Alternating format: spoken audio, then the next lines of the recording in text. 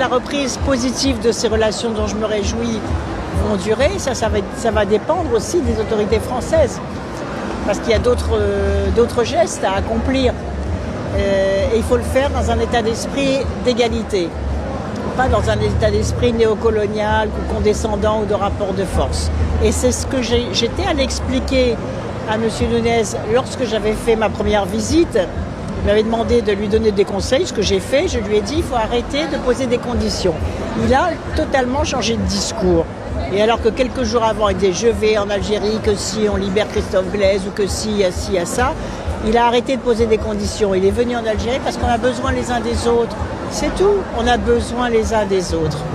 Et donc on a besoin de l'Algérie, notamment regardez toute la coopération sur la lutte contre le terrorisme, qui s'est affaiblie parce que les relations avaient été rompues. C'est quelque chose qui est crucial pour nos deux pays, par exemple. Les partenariats économiques aussi, c'est gagnant-gagnant. Donc il faut y aller sur des logiques gagnant-gagnantes. Pas sur des logiques où, comme j'entends certains, même milieux économiques, dire « Ah ben on va retourner en Algérie pour reprendre notre place par rapport à tel ou tel autre pays ». Non, c'est fini ça, le discours qui consiste à dire « On y va pour reprendre notre place et pour être en compétition avec d'autres pays européens ». Non, ça c'était la logique coloniale. On faisait de la colonisation pour que ce ne soit pas d'autres pays qui prennent telle ou telle terre. C'est fini, c'est fini.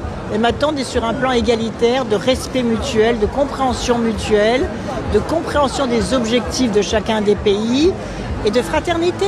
Et voilà. Et d'ailleurs, dans cet état d'esprit, après avoir vu le stand de l'Algérie, je vais aller voir le stand du Maroc et le stand de la Tunisie, parce que la question de la fraternité aussi, elle est universelle. Et je vais faire cette démarche parce que je considère que c'est aussi très important que les pays voisins s'entendent. Juste sur le point de la reconnaissance. La reconnaissance. La reconnaissance.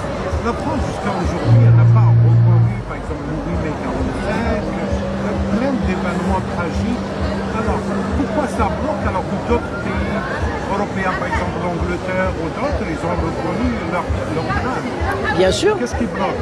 Il bloque, il y a des courants idéologiques néocoloniaux qui ont la nostalgie de l'Algérie française et qui pensent qu'en tenant ces discours néocoloniaux, ils peuvent gagner des voix aux élections. Mais je pense qu'ils se trompent.